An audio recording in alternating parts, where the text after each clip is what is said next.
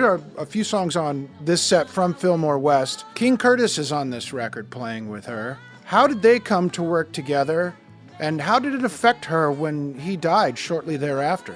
Yeah, well, actually, Aretha working with King Curtis goes back to her first Atlantic album, I Never Loved a Man the Way I Love You. Apart from the one session which she did in Muscle Shoals, the famous I Never Loved a Man session, in which there's just one side, and the beginnings of a second side, which was Do Right Woman, Do Right Man, which was not completed and got completed in New York.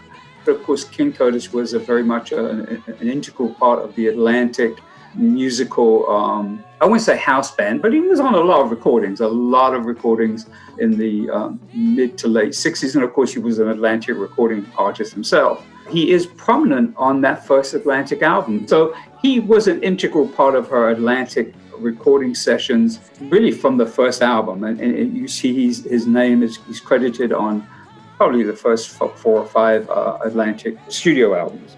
So that's the basis of their relationship. And I'm sure that it affected Aretha deeply when he was tragically murdered. And in one sense, he was a musical director on the road. She didn't tour with him all the time, but certainly when they did certain gigs, he was like the guy who directed everything. And I think it was a big loss for her.